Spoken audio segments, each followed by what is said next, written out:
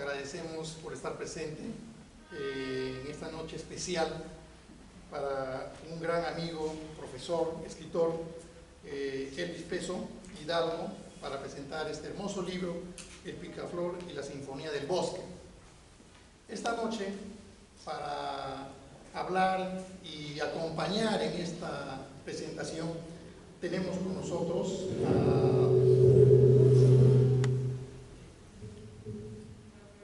al escritor, periodista y experto en Amazonía y el más importante estudioso de la Amazonía peruana, Roger Runrill García, a quien recibimos con fuertes palmas.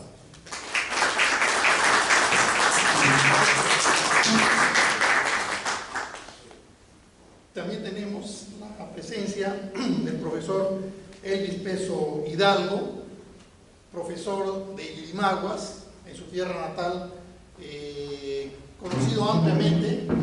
Un fuerte aplauso, por favor. Conocido ampliamente en la zona de Yurimaguas y toda la zona de San Martín y Loreto como un gran empresario, pero sobre todo como un destacado profesor, director y ahora especialista que ganó un concurso en la UGEL de Yurimaguas. Y ahora nos sorprende un bello libro, porque no sabíamos lo que le conocemos, que también es escritor y tiene ahí en cartera para seguir produciendo. Ya conocemos al profesor. Un doble aplauso, por favor, al profesor. También vamos a invitar en la mesa de honor para que nos acompañe el presidente del Club Yurimaguas, el señor Nelson del Águila. Por favor, invitamos a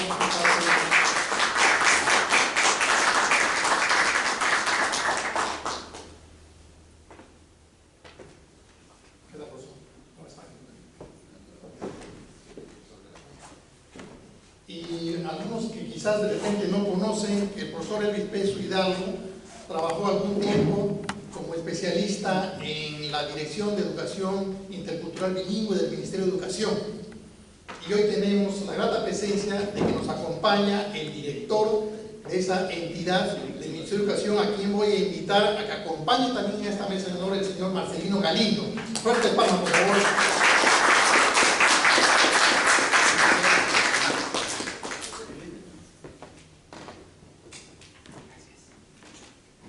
Sé que el ánimo del público es escuchar a ellos y ya dejar que yo hable, por lo tanto creo que hay un orden, Elvis, para dejarlos en la presentación.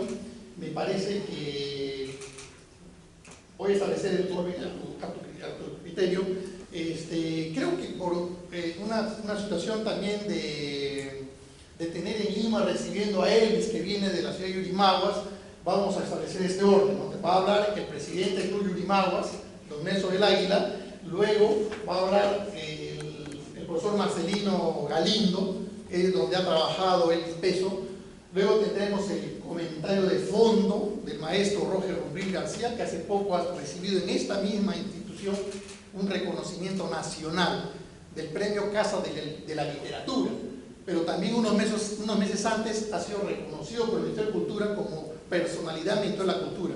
Yo me quedé chico exponiendo toda el currículum del doctor Roger Runrill. Entonces él va a ser el presentador del libro y finalmente tendremos las palabras del profesor Elvis Peso Hidalgo, quien nos contará seguramente los detalles y cómo se imaginó y cómo creó este hermoso libro, que esperemos que hoy día todos ustedes lo lleven a su casa y además con la firma del profesor Elvis Peso. Me quedo ahí, no lo más. Adelante, profesor Nelson del Águila.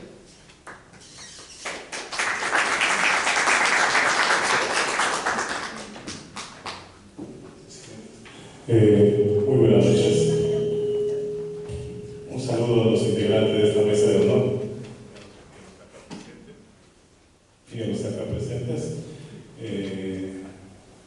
Profesor Elvis, muchísimas gracias por la invitación. A nombre de Club Yurimaguas, en el cual me vamos a presidir, que los algunos asociados que dieron un tiempo también para acompañarnos. Recibo usted el saludo y nos sentimos realmente muy orgullosos, muy contentos que un paisano nuestro nos presente esta obra que hoy día saldrá a la luz, ¿no? Entonces, a nombre de toda la comunidad yurimaguina residente acá en Lima, recibe usted nuestro saludo y nuestra felicitación y damos por seguro que este libro será un éxito. Así que nuevamente reiteramos la felicitación. Muchas gracias.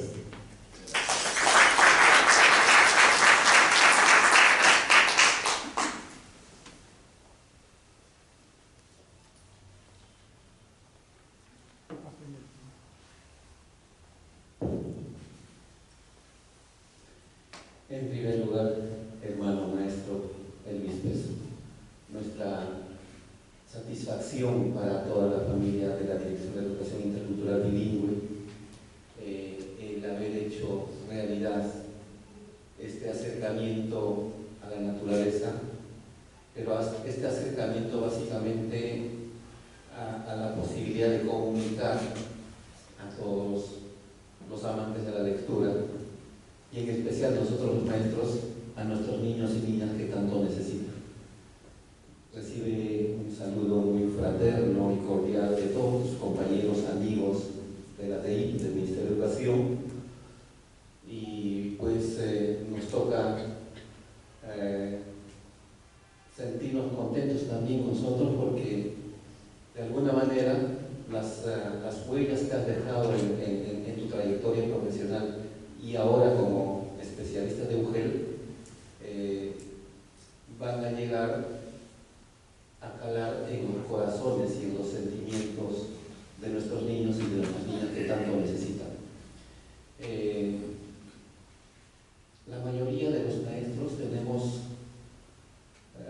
ciertas dificultades para expresar lo que sentimos a través de un escrito, y creo que Elvis has atravesado esa línea que nos separa en las competencias comunicativas de la oralidad a la escritura, y creo que este es un gran ejemplo no solamente para los amigos de Yurimaguas o de la Amazonía, es un gran ejemplo para los maestros del país. Le auguramos muchos éxitos y seguramente prontamente estaremos también recibiendo la noticia que viene el siguiente y otro y así sucesivamente. Y nos motivas también a todos, y justamente veníamos en la ruta conversando con los compañeros que nos hemos propuesto venir a acompañarnos. Decíamos que hay otros compañeros también que al ver que está publicado están diciendo: yo también tengo tantas ideas para escribir y sí lo vamos a escribir, andan diciendo. Y creo que haber dado estos pasos va a ser un gran ejemplo, vuelvo a repetir, para todos. Felicitaciones y muchos éxitos en este camino hermoso, en este maravilloso mundo de la literatura. Muchas gracias por venir.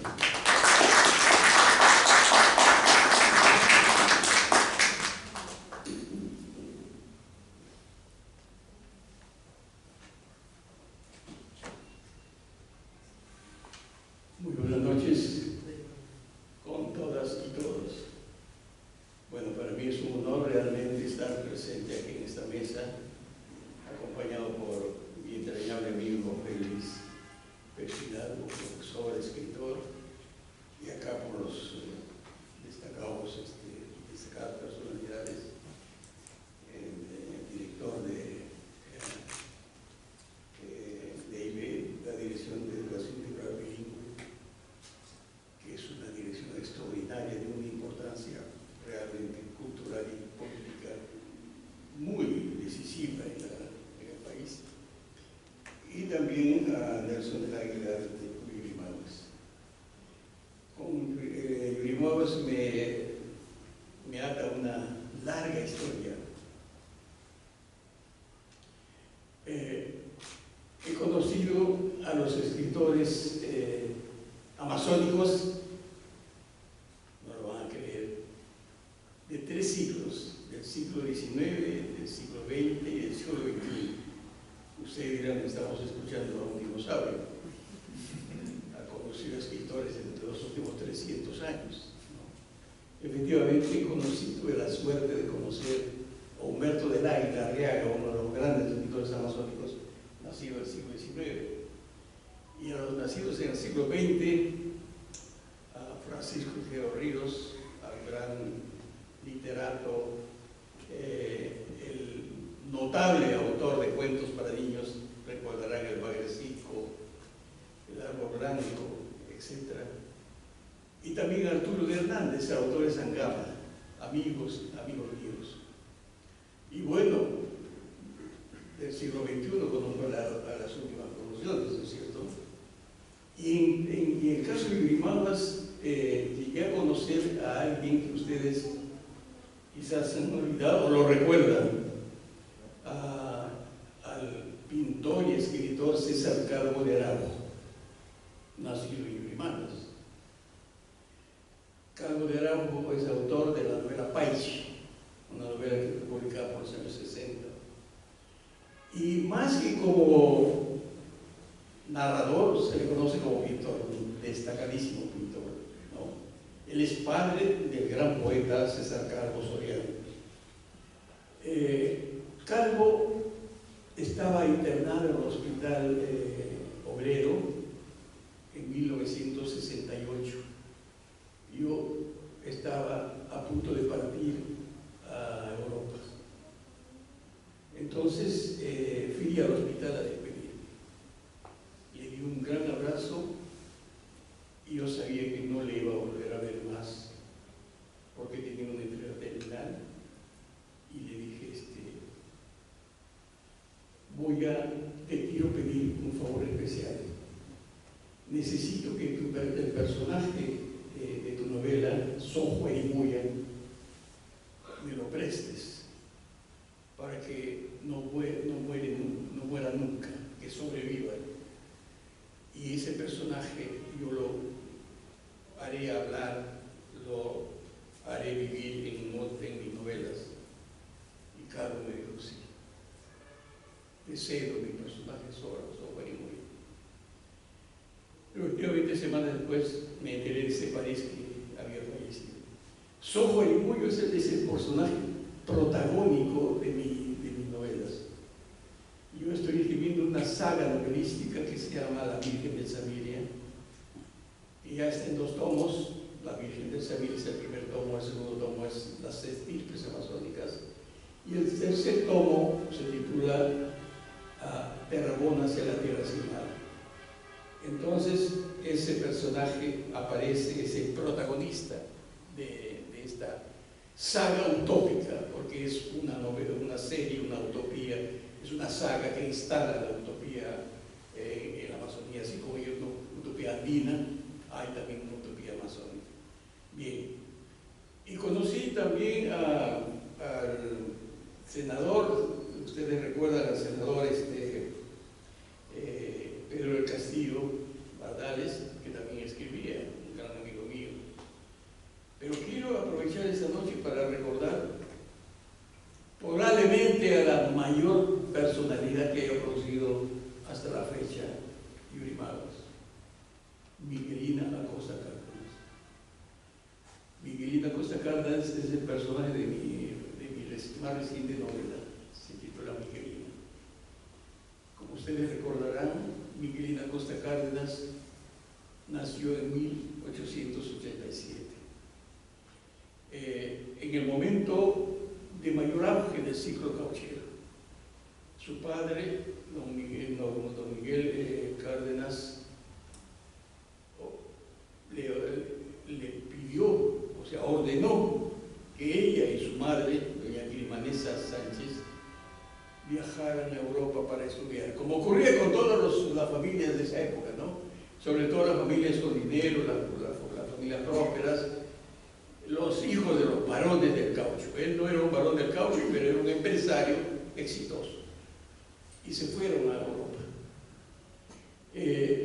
Estamos hablando de 1906-07, y 3 años después, en vísperas de la Primera Guerra Mundial, el caucho el precio del caucho empezó a caer. Y las razones lo saben ustedes. Los ingleses se llevaron en 1874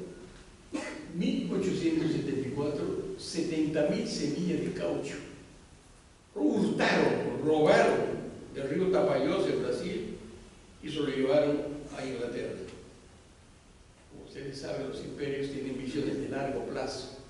Los países como nosotros tenemos visiones de corto plazo. No miramos el futuro, miramos solamente el día a día. Pero ellos encargaron a un biopirata, al mayor biopirata de la época, Alexander Wickham, que después se convirtió en ser, o sea, en un noble por ese robo. Entonces llevaron las semillas, 70.000 semillas de caucho a Kew Gardens en Londres. Años después he ido yo a Londres y he ido al Kew Garden. Esas semillas pasaron una estación cuarentenaria y luego fueron llevadas a las colonias británicas en Asia. También he ido a Tailandia, Birmania, para ver el caucho en esas regiones. Bueno, cuando Inglaterra empezó a producir el caucho, ya no en caucho silvestre, sino caucho en plantaciones, lanzó millones de toneladas, miles de toneladas métricas de caucho, inundó el planeta. Y nosotros, en el periodo de mayor auge, hablo del Perú, de Bolivia, de Brasil, habíamos producido solamente 15.000 toneladas métricas. Brasil ahogó, hundió la actividad cauchera en la Amazonía.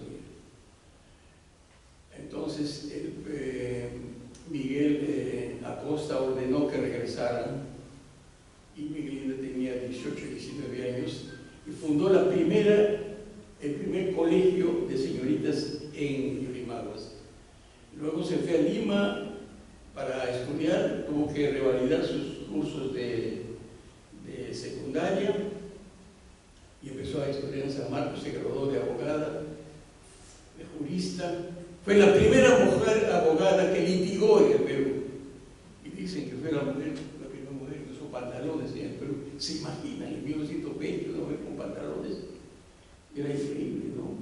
Bien, pero su tarea importante fue revisar, cambiar, modificar la jurisprudencia femenina, que era absolutamente patriarcal, colonial.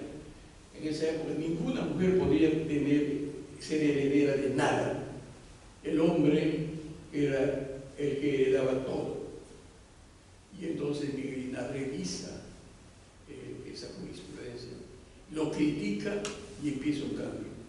Fue defensora de las mujeres, la mayor defensora jurídica de las mujeres, defensora de pueblos indígenas, defensora de los obreros. Y se instaló en el movimiento literario, político, social de la época junto con Mariátegui, y fue una revolucionaria de su tiempo. Murió a los 44 años, muy joven. Esa mujer y otra mujer, Emilia Barcia Bonifati, y otra mujer, Gabriela Porte Power, son las tres mujeres más importantes que ha producido este país en el siglo XX y que cambiaron la historia política, social y educativa del Perú. Y las tres son amazónicas. Entonces yo quiero aprovechar esta ocasión para rendir un homenaje a las mujeres que están en este recinto y a todas las mujeres yurimaguinas. Bien, me estoy saliendo del tema, ¿no? Sí, estamos incluyendo. A propósito, me invitaron a dictar una conferencia en el Yurimaguas hace algunos años. Todavía Nelson era un niño en esa época seguramente, ¿no? Y yo dije, ¿qué voy a decir? Hablar sobre la mujer en el Día de la Madre, se ha dicho tantas cosas, ¿no? Y yo quiero decir alguna cosa original, nueva. Y me puse a pensar. Y finalmente encontré la fórmula. Empecé a contar la historia de una mujer que le daba de comer cerebros crudos de picaflor a su hijo, que le bañaba en luna verde con agua de lluvia, que no le permitía comer pata de gallina para que no tenga mala letra, que no le permitía comer lengua de loro para que no sea tartaracho, que nunca le permitió comer chicapa, el pájaro ladrón. Entonces conté esa historia y dije que y conté la historia de una mujer de mi pelín. Entonces dije, esta primera mujer que dio comer cerebro y incorporar a su hijo fue mi madre. Lamentablemente se equivocó, no salió lo que su hijo quería. Y dije también que mi madre espiritual, mi madre intelectual, es Miguelina Acosta Cárdenas. Mi madre biológica y mi madre espiritual. Y sigo declarando que mi madre espiritual, mi madre intelectual, es Miguelina Acosta Cárdenas. Entonces, los yurimanos tienen un enorme reto, ¿verdad? Un desafío de que la historia de esta mujer y su legado no muera, tiene que continuar. Bien, uno de esos días que estaba en Yurimaguas me llegó Elvis me pidió que revisara su libro y me quedé sorprendido, ¿no? El libro no solamente porque tenía una prosa fluvial, como digo yo, ¿no? Ágil, suave, musical, sino porque tenía un contenido que a mí me asombraba y no era un contenido habitual, porque como ustedes saben, la literatura peruana tiene un canon eurocéntrico, y voy a explicar eso. El punto de vista, la concepción que tenemos nosotros, los peruanos y en general los latinoamericanos, es una concepción eurocéntrica, occidental. Esa concepción es antagónica a la concepción cosmocéntrica que tienen los pueblos indígenas. Y hoy en día hay una revisión, la ciencia está revisando que la relación del hombre con la naturaleza es una relación absolutamente animista y panteísta. O sea, todo tiene vida, pero en la cultura occidental, judeocristiana, la naturaleza es una cosa y la cultura es otra cosa. Y hoy día la ciencia está descubriendo que no, que hay una relación simbiótica, física, química, filosófica, espiritual entre el hombre y la naturaleza. Eso es lo que llamamos el cosmocentrismo. De repente descubrí en el libro que el picaflor y los peces, los animales, el viento, todos hablaban con los hombres. Y me quedé asombrado. Este maestro tiene una visión cosmocéntrica, está totalmente al día en el pensamiento, en el desarrollo del pensamiento. Y efectivamente ese es uno de los mayores aportes que tiene el libro, este libro. Los cuentos son, como digo, tienen una estructura sencilla, lírica, pero los animales están integrados a la naturaleza y el hombre, hay un diálogo entre el hombre y la naturaleza. Y hoy en día esa es una de las demandas. En el siglo XIX, principio del XX, la lucha de la sociedad, de la política, de los filósofos políticos, era construir un Estado justo, equitativo. Era la lucha de Marx y de otros políticos no marxistas, ¿no? A fin de que el Estado sea un Estado equitativo y no un Estado injusto, asimétrico, que solamente sea un derramiento que sirva a los ricos, a los poderosos. Bien, ¿quiénes eran los protagonistas de este Estado, de esta centralidad? Era una centralidad política en ese época. ¿Quiénes eran? Los obreros. Hoy en día esa centralidad, esa búsqueda, esa lucha, esa utopía sigue siendo real. Pero hoy en día, en el siglo XXI, con una Amazonía que está llegando a su punto de no retorno, con un clima que no va a alcanzar los acuerdos de París de que en 2030 lleguemos a 1.5. Vamos a pasar del 2%. El reloj, los científicos dicen que el reloj de la medianoche está por llegar, el puntero a la medianoche es el final, el colapso humano, ¿no?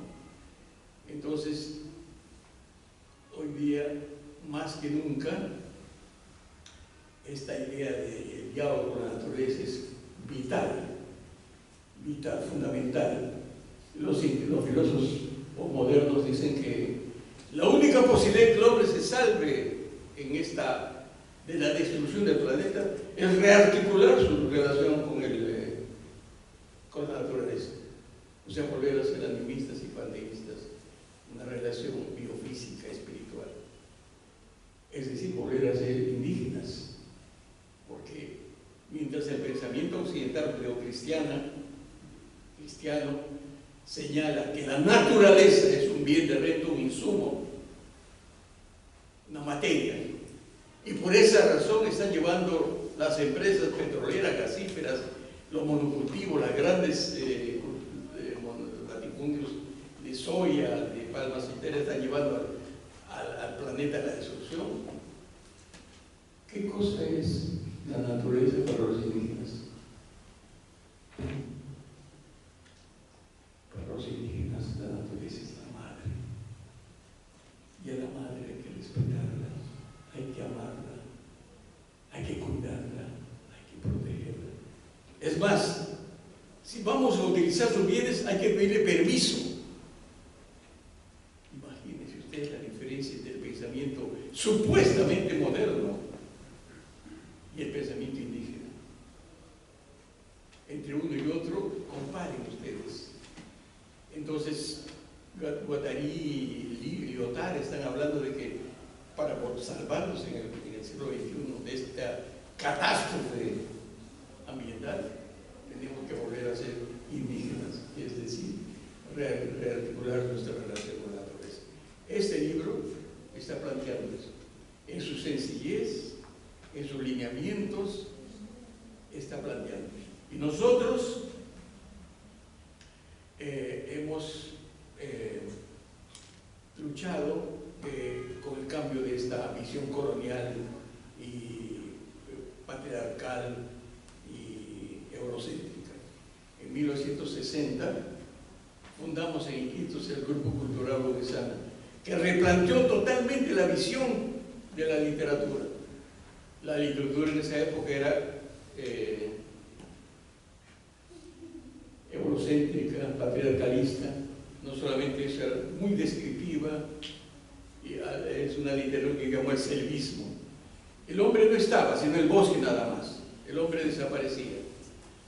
Reformulamos esa visión y a partir de ahí hubo una nueva visión de la literatura en la Amazonía. Y hoy en día estamos planteando que la literatura revise el canon eurocéntrico por un canon cosmocéntrico inspirado en las cosmologías, las convicciones de los pueblos indígenas. Entonces, este libro en su sencillez está planteando esa mirada. Y esa es la mirada que tiene que tener la literatura. Se trata de un libro para niños, un libro de cuentos para niños. Cuando ustedes abren las páginas de los libros más famosos de literatura infantil, por ejemplo, los hermanos Grimm. ¿Quién no ha leído los cuentos de los hermanos Grimm? ¿Quién no ha leído los cuentos de Perrault? Y esos cuentos famosos de autores europeos. Recordarán los que han leído cuando eran niños o cuando eran adultos esos cuentos. En esos relatos, la selva, el bosque, la naturaleza es el infierno. ¿Y quiénes habitan en ese infierno? Los demonios. Esa visión. ¿Qué es la selva para nosotros? ¿Qué es la selva para los indígenas? ¿Quiénes habitan ahí? Entonces hay una diferencia muy grande. Y la literatura, antes de estos nuevos escritores como Elvis, veían la selva como un infierno. No se olviden que en la época del caucho, la selva era el infierno verde, ¿no? O como decía Underwood, el paraíso del diablo. ¿Era el paraíso del diablo o el infierno verde? Bien, yo quiero destacar entonces esta obra poética, sencilla, ¿ya? Con un estilo fluvial, lírico, pero que está planteando una nueva visión sobre sea, podemos decir que Elvis, como escritor y como maestro, como educador, tiene una visión absolutamente más moderna que la visión patriarcal y colonial que tiene el eurocentrismo. Quiero terminar señalando que la literatura masónica tiene un reto. El reto que lo está empezando a cumplir es amazonizar, universalizar la cultura a la universal y universalizar la cultura masónica. Es decir, en el siglo XXI, además de las materias primas que la Amazonía aporte, va a aportar inteligencia, creatividad.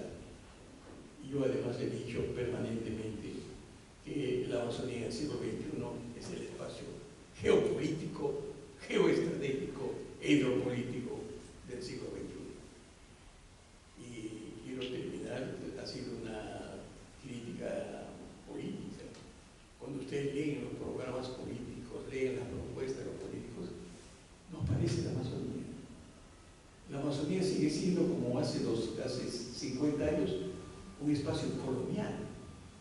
Recuerden ustedes que en 1912, cuando se publicó la ley 1220, en la época de Leguía, la selva no tenía habitantes según esa norma. Y por lo tanto, como no tenía habitantes, era necesario venderlo, regalarlo. Y es por esa razón que Arana recibe un pequeño terreno de 5.700.000 hectáreas del gobierno de Leguía. Porque la selva estaba al mejor postor, porque de acuerdo a esa ley no tenía habitantes. Y la visión que hoy día tiene la clase dominante es la misma. O sea, la selva solamente está para sacar petróleo, gas, para sembrar palma aceitera, soya. No hay una visión de Estado, una visión de ese espacio estratégico. La literatura tiene que cumplir ese rol, ya que la sociología y la economía no lo cumplen, la literatura y el magisterio también, la educación. A propósito, termino señalando de que el Perú, como ustedes saben, es una nación multilingüe, multicultural, multiétnica. El Estado que tenemos es un Estado monocultural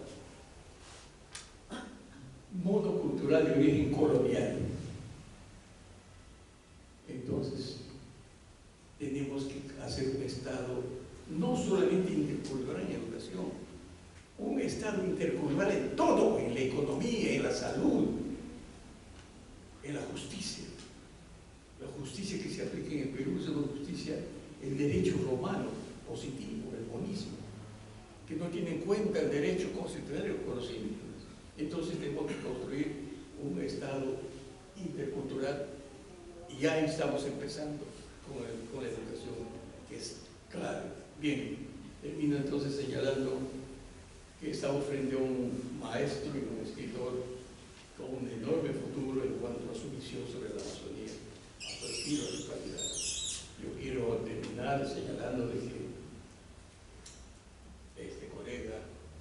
mi colega, alcanzará niveles extraordinarios en su obra creativa. Y por esa razón, un fuerte aplauso para él.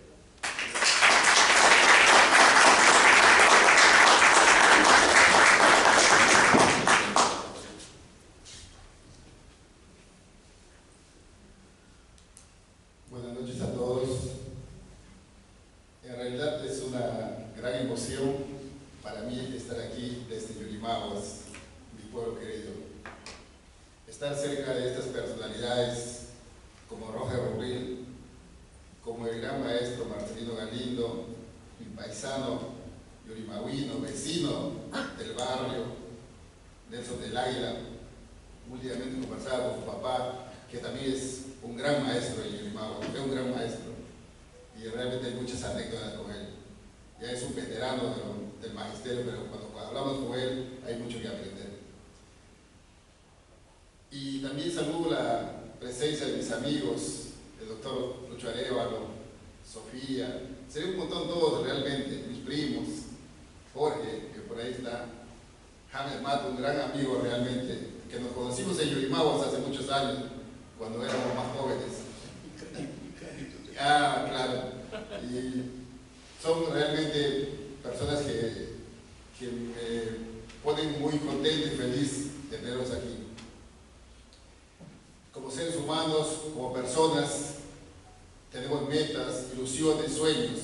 Tengo 2 hijos ya profesionales. Tengo una esposa muy hermosa que hace 2 días cumplimos 33 años de casado. El 16 de julio es el cumpleaños de mi esposa. El 17 de julio me he casado. El 18 de julio es mi cumpleaños. Y hoy, 19 de julio, nace un nuevo bebé. Imagínense, qué historia.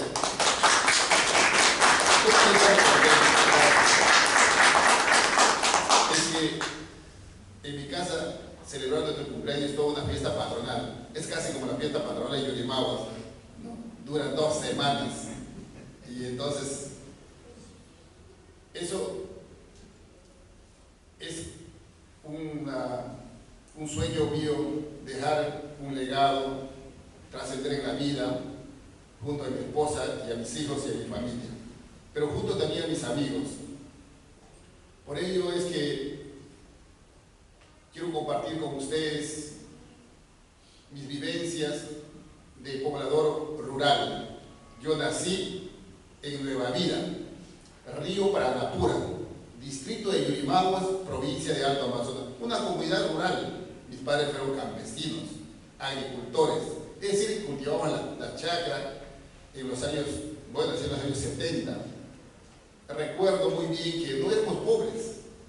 Es que cuando vuelvo a mi comunidad, y fui director luego fui director en mi escuela, donde yo estudié, y de primer grado hasta 6º grado, y encontré a gente muy pobre.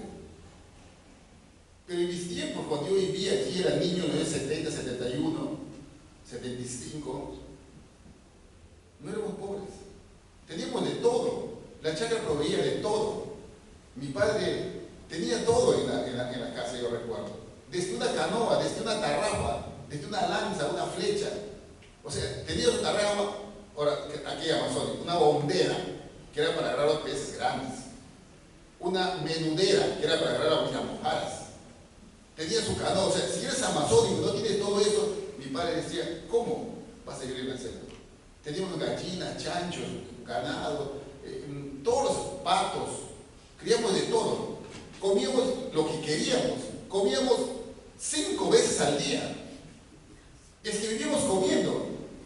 No había horario para comer. ¿Querías comer? Había comida, había fruta. Teníamos mucha fruta. Naranja, mandarina, y aguaje, y pipayo, y todo. Nunca la despensa de la cocina estaba sin haber que haya algo. Nos levantábamos temprano. Mi padre, un hombre que solo estudió la primaria, nos educó con su ejemplo. Él nos enseñó cómo era el bosque, cómo era el río. Mi padre era más que un gran cazador del bosque, era un gran piscinero, era un hombre del río. Podía ver y oler a los peces en el agua. Yo quedé muy admirado, porque yo manejaba la canoa. Yo estaba manejando de la popa la canoa y él con la tarrafa. Él me indicaba y me hacía señas con la cabeza indicando dónde va a lanzar la tarrafa. Yo tenía que avanzar, pero yo trataba de ver a los peces, a una señal, algo. Lanzaba la tarrafa y era tiro seguro. Y sacaban los peces. Todos tarrafiaban, pero todos hacían 20 lances, 20 lances de la tarrafa. Él hacía 2, suficiente. Tenía un ojo biónico para los peces. Realmente era increíble.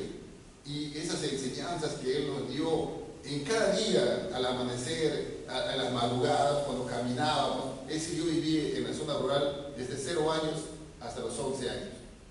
A los 11 años recién conocí Yurimaguas. Recién pude salir.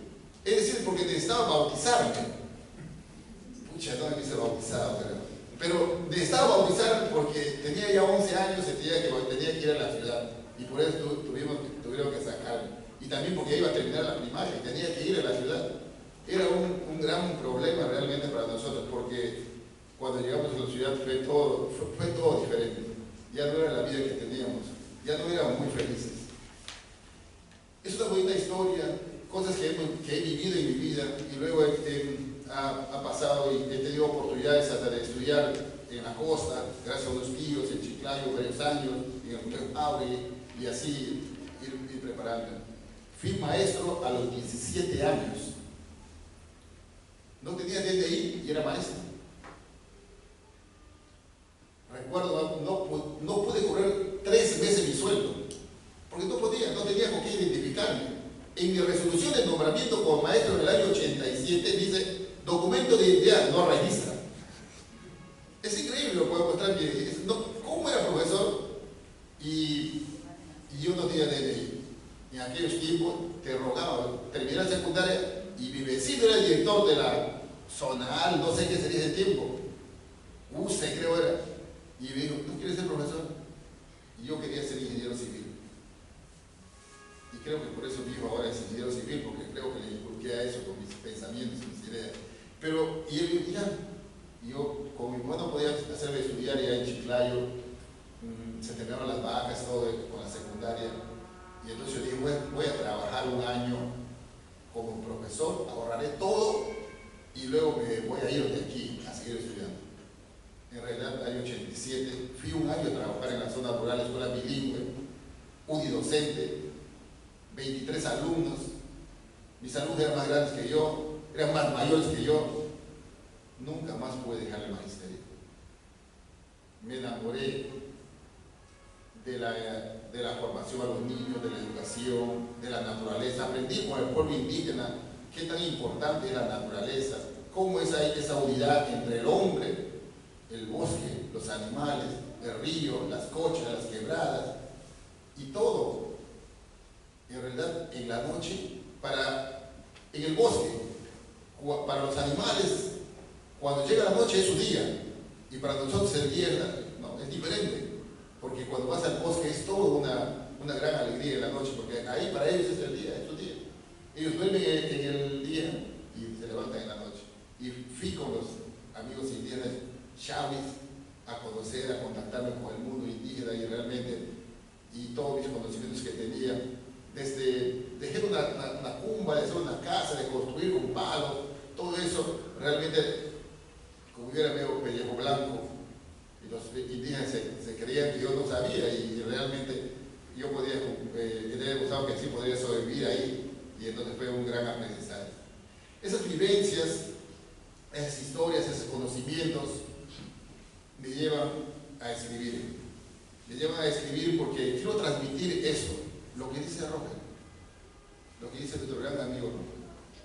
Y lo dice con sabiduría y conocimiento, y se puede leer en sus libros, de él y de muchos autores, amazónicos sobre todo, cómo es esta unidad, donde en la naturaleza todo tiene vida. En el mundo amazónico no hay nada que no tenga vida, no hay nada que no pueda hablar. Y eso es la oportunidad también ahora en los cuentos, ¿no? En los cuentos es una imaginación total, no hay nada que no pueda ocurrir en los cuentos. En la vida real hay muchas cosas que tú no puedes lograr, pero en un cuento puedes hacer lo que quieras, disfrutas, porque hablan los animales, hablan las piedras, se comunican los peces, hablan a las aves, todos se comunican, y todos saben, todos sienten, todos se necesitan.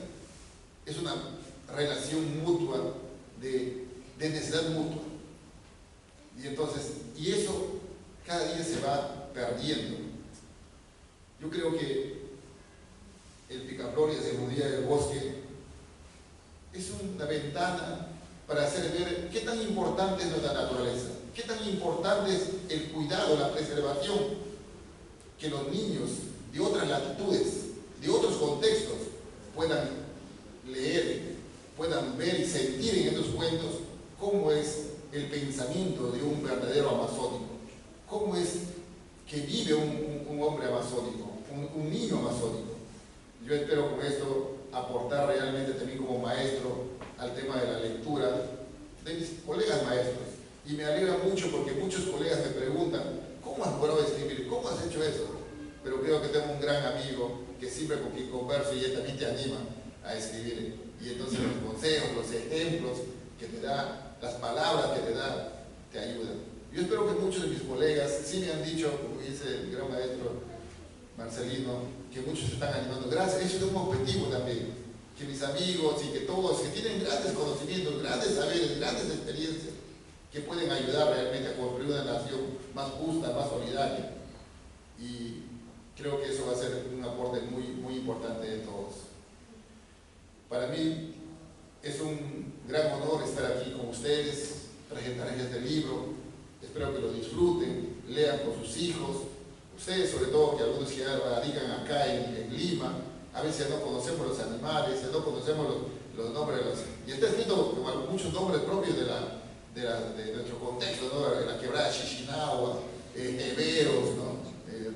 Rubiaco, o sea, hay muchas cosas que son propias de nuestra zona y que realmente ahora también lo estamos utilizando en las escuelas de mi ciudad, ¿no? como parte de la lectura que hacen los niños, y he recibido muchos reconocimientos de tantas autoridades, amigos, colegas, alumnos con quien he conversado. Tuve la oportunidad de presentarlo también el libro en San Martín, en Tarapoto, en una feria de libros, y pues ha sido muy bien acogida. Y qué bueno que también aquí, gracias a ustedes, pese a la gran dificultad que tiene, yo sé que es difícil transportarse aquí, llegar de un lugar a otro. No es como en nuestra ciudad, no es como estar en Yurimaguas, ¿no? Y Nelson se ríe porque él sabe, ¿no? Y allá pues estás aquí ahora, estás allá, en un solo momento visitas 4, 5, 10 familiares, amigos, y te ven por todos lados, ¿no? Pero aquí vas a un sitio y ahí termina el día, ¿no? Solo viajando te pasas el día, pero ustedes han hecho un gran esfuerzo. Realmente me siento enaltecido, me siento contento de que estén aquí y espero que la lectura del libro lo disfruten, que lo he hecho con mucho cariño, con mucho amor, y agradecer a mi esposa por todo, a mis hijos, por la paciencia que me tienen, ¿no? Porque realmente uno hay que a veces abandonar un poco, ¿no? nuestra familia para poder estar solos, para poder escribir. Necesitas esos espacios, y solamente tener una mujer como ella pues te ayuda a inspirarte y a comenzar a escribir, ¿no? Y a mis amigos, a todos, gracias por estar aquí. Yo espero que, repito, disfruten de la lectura del libro El Picaflor y la Sinfonía del Bosque. Muchas gracias.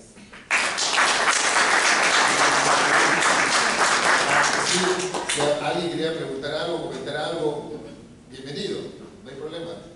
Si alguien quiere comentar, preguntar, le escuchamos.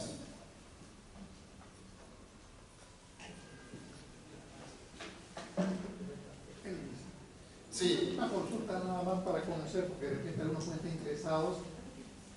Gracias. El libro, los que desean obtenerlo, ¿dónde lo pueden obtener? ¿Hoy día lo van a poder tener? ¿O en qué lugar lo pueden encontrar luego? Sí, hoy día lo tenemos acá, realmente lo pueden adquirir. Voy a comunicar, realmente no tengo todavía el lugar donde lo vamos a vender, pero sí lo voy a dejar en algún sitio, ¿no? que tenga acceso, va a ser por aquí por el centro. Estaba conectado con una librería, pero sí voy a poder dejarlo. Yo pienso dejarlo por acá para que cualquiera que desea lo pueda tener.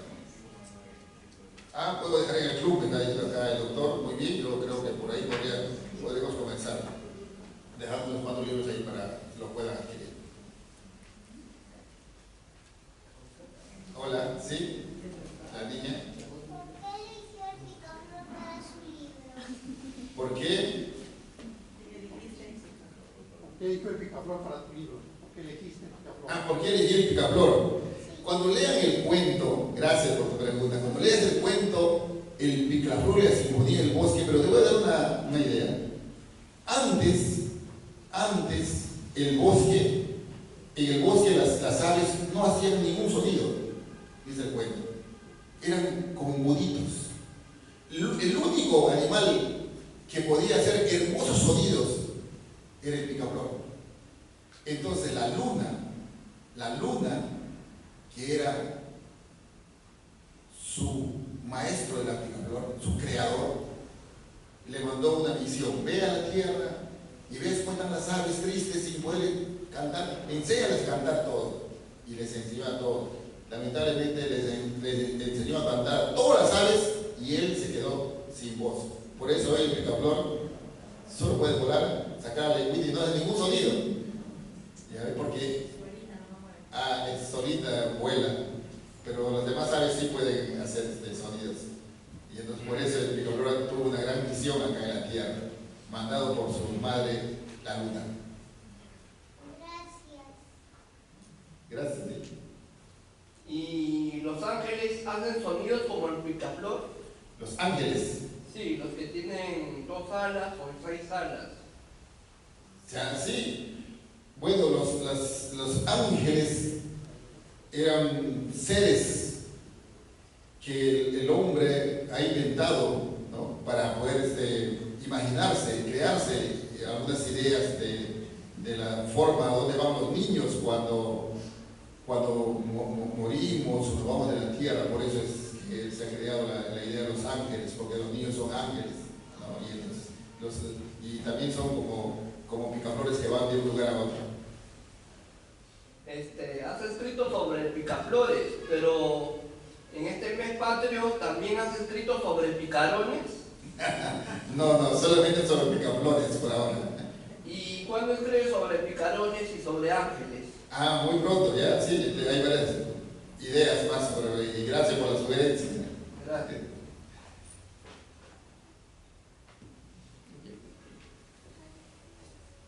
Buenas noches. ¿Para qué edad está recomendada leer estos libros para los niños? ¿Para qué edad? Para niños de primaria.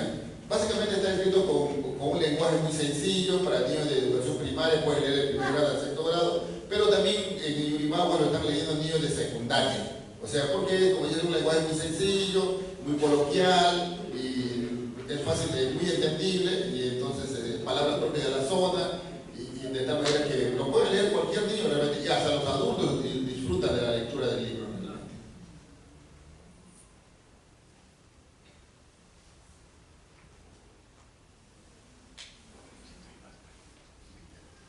Bien, muchas gracias por su presencia. Hemos traído de Yurimagua, no podemos ir con las manos vacías. Así es que directamente de la Mocagua, Yurimaguas, Perú, hemos traído unos cuantos bocaditos. Así que acá nuestras anfitrionas, lideradas por mi esposa, con ella vamos a acompañarle hay un espacio ahí, el comedor, y ahí hay unos cuantos bocaditos para servirnos. Así que le invitamos a todos, ¿no? Y los que quieran adquirir el libro, ahí están las señoritas que los van a vender.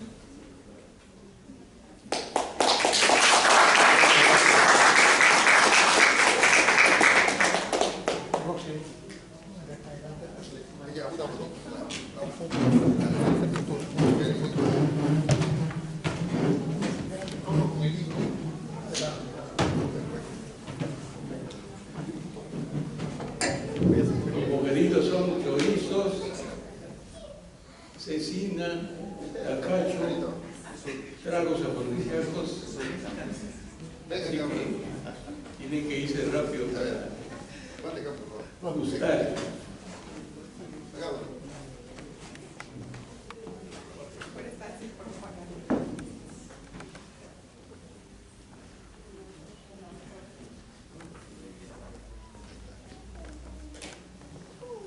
Fíjense más. Sí, perfecto. Espera, Pablo de Jorge. Así es. Gracias, claro. Ya está.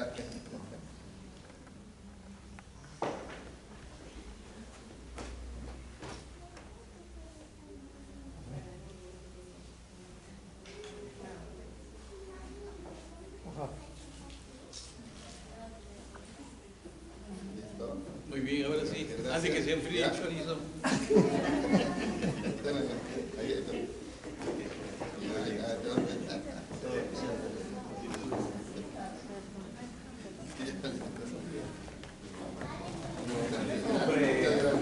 Una cosa larga, aquí está bien. Ya, acá una foto por mira. Ahí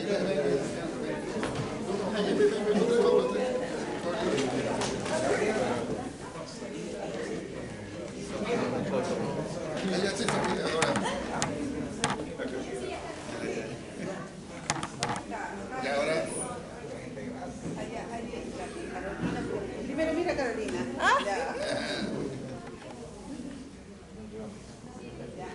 Ahora acá.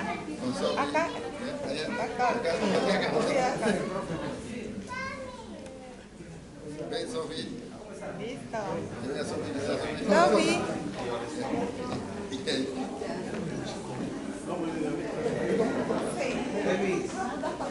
Ya, sí, ahora. Ahí está el libro. Ahora mío. Listo. Ahora yo.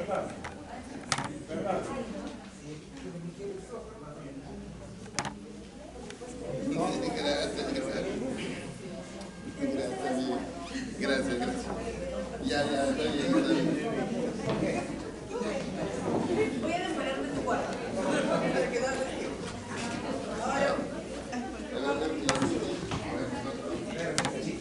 Ahí está. Gracias. Ya, listo. Todos con el libro. Todos. Ya.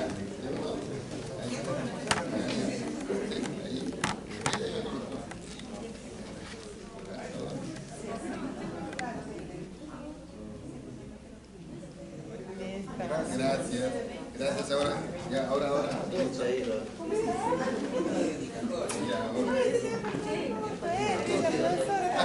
Ah, mira.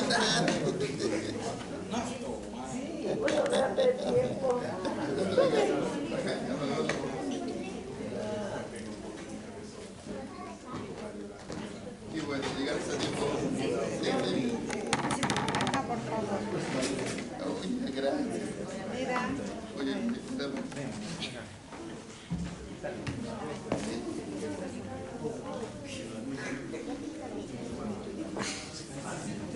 Ya, ve aquí. Toma.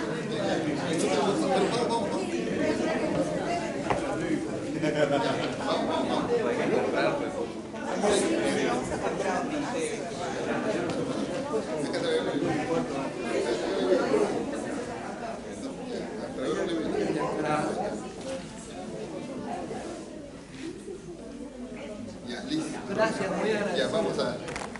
No, hay que pasarlo por ahí, pero porque después ya no firmamos, ya está claro. Sí. La ultimita. Ya, la ultimita. Vamos. Listo. Ahí. ¿Tienen todos el libro? ¿Tienen? Ya. Vete un poquito más. Ahí, venga, mucho. Alguien que tome la foto.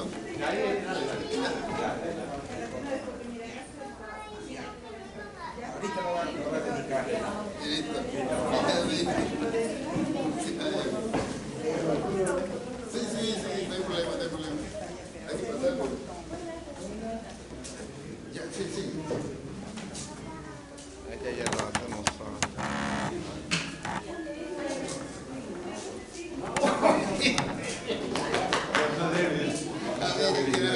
Gracias por venir.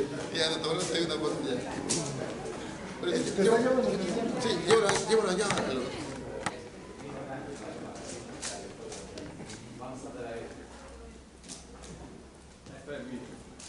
Oh, ya. Llegaste a tiempo, señora, ¿cómo está? Felicidades. Ya me imagino. Un librito. Ya, ahí con las... Y ahora voy para que me lo firme. Ya, listo, vamos a...